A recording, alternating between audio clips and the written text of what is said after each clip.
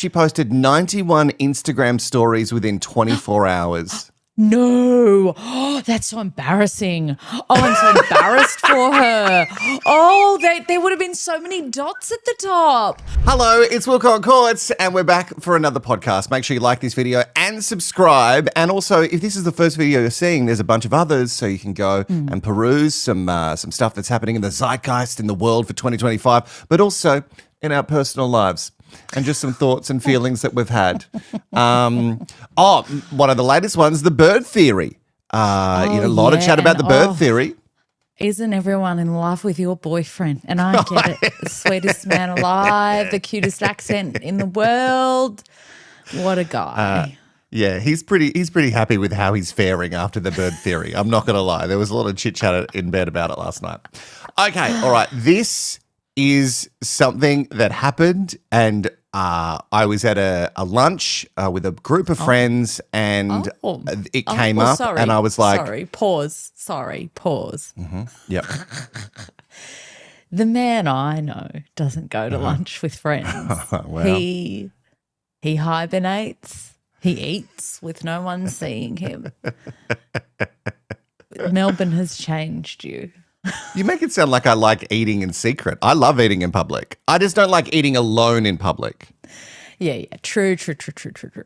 Because that feels sad to me. And no shade on you if you do. If you're a alone in public eater, that's all for you. You can do what you want. For me, it just feels like... I quite like it, actually. As I get older, I quite like it. Sit there, have a glass of Chardonnay, think about things in the world.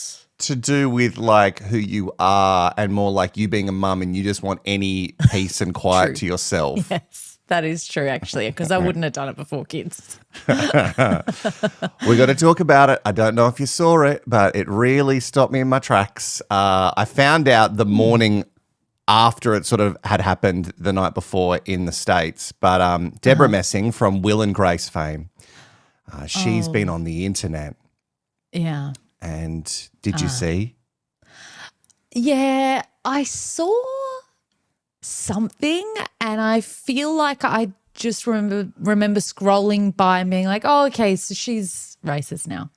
And that's like, that was kind of where I got to with it. Like I didn't deep dive, because Debra Messing to me, I loved Will and Grace, but like since then same. I haven't kept up with her and like whatever. Do you know what I mean? Okay. Yeah, sure. Well, in case you don't know, the Will and Grace actress Debra Messing, she's copped a lot of backlash since sharing deeply Islamophobic content about the now New York City mayor-elect, Zoran Mamdani, and this was all happening on the election day. Now, a lot of people didn't click onto this immediately. It became some news stories just after. And look, I'll quickly go over some of the things she said. It was a lot of inflammatory comment. It was like her reposting a meme that labeled Mamdani an actual communist jihadist, quoting that he was an American-hating jihadist. Apparently he's a Jew hater. It was just like, it's insanity. Now, the insanity really, like, and this is not me minimizing the racism at all. It's insanity. But we are trying to have fun on this podcast, and I feel like people who are racist are not fun. No, they're not generally very fun. They're actually kind of like awful people. Yeah, and like really they're not terrible having people. A laugh at much, to be honest. No, they're not looking for fun in the world. They're looking for bad stuff, and they're looking to make things worse. Yes. What I feel like we can have fun with is that she is now a woman of an age. She's a woman of an age because she posted an alarming in all of these things. She posted 91 Instagram stories within 24 hours. No. Oh, that's so embarrassing. Oh, I'm so embarrassed for her. Oh, there would have been so many dots at the top. We stopped. Many. Putting dots at the top. We want tiny like little three dots. max. Like Max. You do not want all the tiny little dots at the top. That is so 2016, and we all did it back then. That's fine. Busy Phillips was known for the little dots.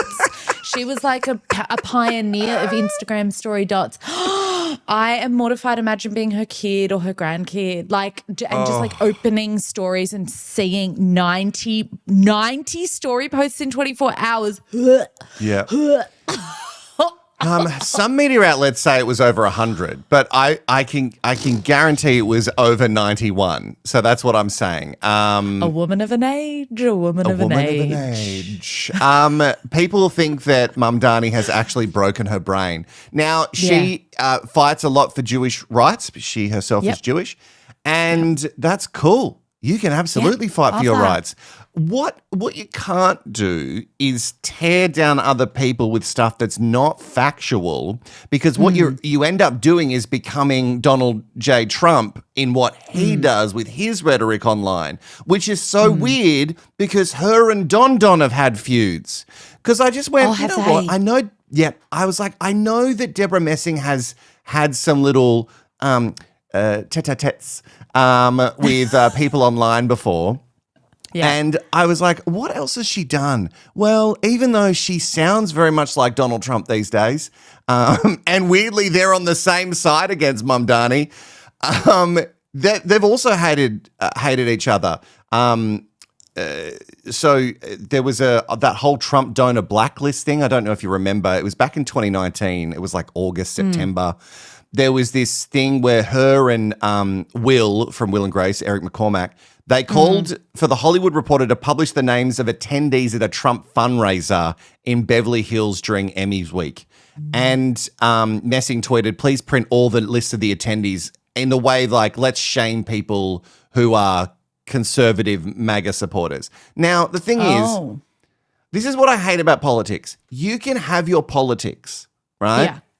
Hating on someone's religion and hating on someone's beliefs, or hating someone as a person, if they're just living their life and they're not hurting anyone, I don't think that's politics. I think that's you just being hateful. That's what that is for me. Yeah. So apparently Trump then repeatedly attacked Debra Messing on Twitter, calling her a bad actress. Called it Debra the Messing, which is just good stuff from Don. That's too easy, to be honest. Like that's not clever enough. Like anyone could have done that. Do you know what I mean? Like, oh, come on. She had political feuds with Susan Sarandon, another actress. Messing engaged in multiple public Twitter feuds over their divergent political views after the 2016 presidential election. It began when Sarandon, who was a Bernie Sanders supporter, suggested that she might not vote for Hillary Clinton and hinted that a Trump presidency could accelerate progressive revolution, right? So that's her thing. She can believe what she wants. Sarandon said that. Yeah. Oh, that was during the time of Hillary possibly getting a call up. Right. And apparently Megan Mullally, who plays Karen on Will and Grace, there was a lot of tensions between her and Messing, and it became public during the show's 11th and final season. Apparently they unfollowed each other on social media in 2019, and Mullally was notably absent from 2 episodes, citing conflicts on set. So we know that Debra the Messing is living up to her title. Yeah. 91 stories within a 24-hour period has put her into it. Yep. Well, how old is she now? Is she in her 60s? Now, that's actually a really good question. I didn't actually just wiki her. I was just looking at articles in regards to, so I think. If she's not in her 60s yet, I actually think she's a little bit before her time. Like she's aged herself up. She's not even a woman of an age. How old is she? She's not even. She's 57. Feels a bit young, doesn't it? That's a bit Gen X-y to be posting like that. It feels young. She's not a boomer. So I thought we could talk about the biggest thing that's come out of this, apart from the racism. The racism? Sure. Is that now people go, oh, great. Another thing I can't enjoy on repeat anymore. Oh, you think people are not going to watch Will and Grace anymore because of it? I don't just think. Looking at everything on Threads, TikTok, and on the Instagram, people have gone, no, you've ruined it. And now people are stopping watching it. Which is crazy because there's so much stuff that is already ruined by people who are just really, really bad. And I'm not saying that Debra Messing isn't bad for being Islamophobic and racist as a whole. Yeah. A big a-hole. But I have to separate her from like abusers and rapists and child. You know what I mean? Like there's. Oh, right. Mm-hmm. It's not just separating the art from the artist. Yeah, well, do we do that? Is that what we do? I don't know the rules now in 2025. When a Chris Brown song comes on that was a banger, there was a song that was like that Beautiful People song. I hadn't heard it in so long, and it was like a collab between Chris Brown and someone else. And when it started playing, I was like, oh, I really loved this song. I really loved it. And did you have to like put two and two together and be like, oh no, it's a Chris Brown song. Yes. Mate, I do that with Chris Brown songs all the time. He had some really great songs, but I can't bring myself to listen to them. And because I listen to so much like 2000s mixes on Spotify, he always comes up. So unless I block him, they're going to keep feeding him to me. But like the other day, and I don't know how my 5-year-old knows this song. I don't know where she's heard it, okay? But she was singing I Believe I Can Fly. Oh, and like that's R. Kelly, right? So like he's bad guy. Like even worse than Chris Brown, like by a lot. And I was like, well, how do you know that song? But I can't be like, you can't sing that song because she won't understand it. She was just singing it as she jumped off a ledge safely. She was just going, I believe I can fly, and jumping off, I believe I can fly. Again, where does she find this song? And then I go, I can't tell her she can't listen to that or sing that song. I don't know where the line is. And also, everyone's done something bad.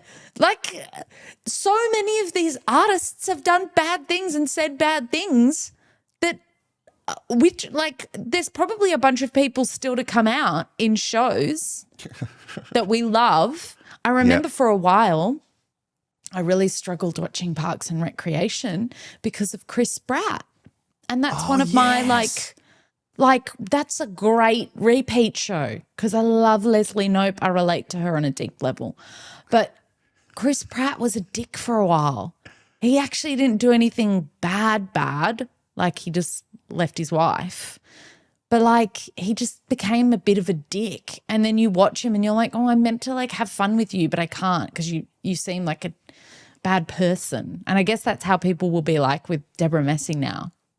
So what do we do? Like, what do we do with this? Do we all make an agreement that we can still enjoy things and separate the art that they created, which isn't but with artists, it is about them. But when you're an actor, it's not about the actor. It's about the script and you're playing a character. So that's very different. So I don't know the rules. Someone has to tell us the rules now. Also, sound off in the comments. I think the rules are different from person to person. But like to the point of her being a woman of a certain age, like even if... Oh, you've lost your lights? My light turned off. Oh, no. I'm having a time today, mate. You are having a time today? Like, we all have mums that we keep in our lives who are of a certain age and think certain things that would be cancelable in a public setting, okay? I'm not talking about anyone's mum in particular. I'm talking about... general mums. Oh, when you start with a No, general mum, general. In a general sense, mums of an ilk. You know, like your pop in one of our last episodes. He's off breaking birds' necks, okay? Because that was what they did in his time, okay? So unless we want to go no contact with our parents, please pick a line. Unless we want to go no contact with our parents, which is like pretty hardcore to do. I know I wouldn't be able to do it. I'm too weak. I just think there's certain things we have to be like, ugh, she's a woman of a certain age and we're just going to we're just going to have to let that one go.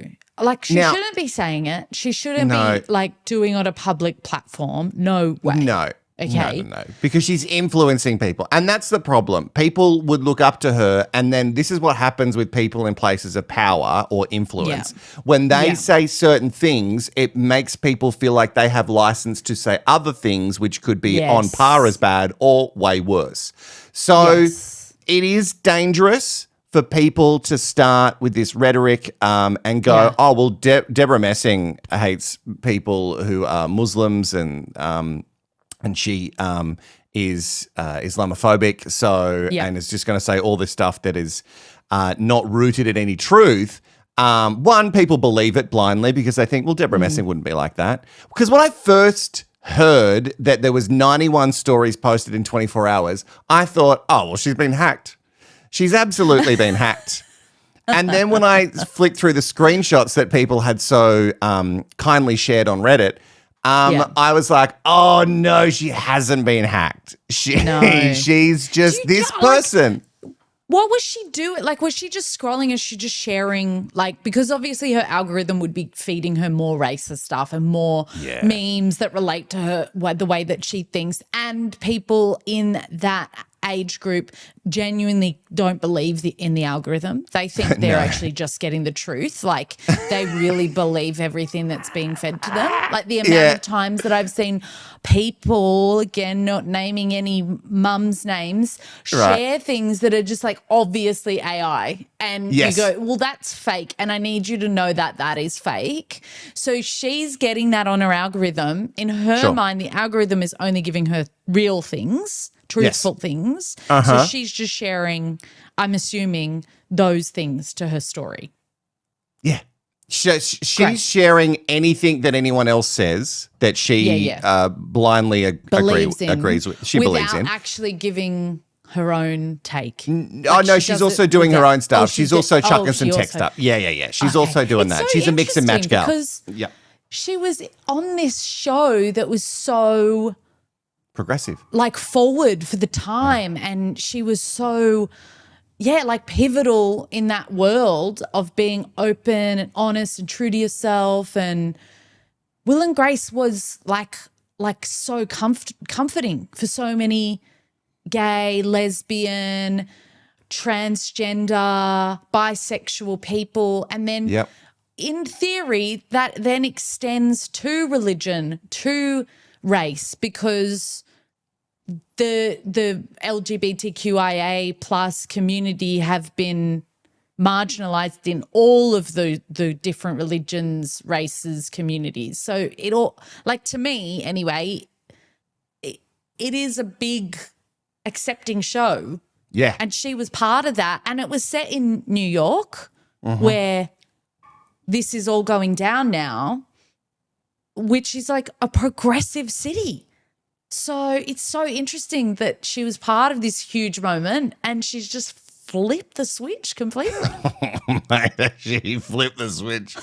All right, this is what I want. This is what I want from our little wackadoos, and thank you so much for watching. If you are someone who watches all the videos and maybe you've never commented before, just let us know. You can just write in the comments, hey, I watch all the way with you guys. I love it. Or I hate it. I hate watch you. Also want to know, chuck it in the comments. But what I really would like to hear from people is where do we stand with art from artist? I need to know, because I feel like if you're watching this channel with Courts and I, you are sharing some sort of same mind melding. We're of a similar thought, but we're in a group of people who are always self-assessing and going, is this still right?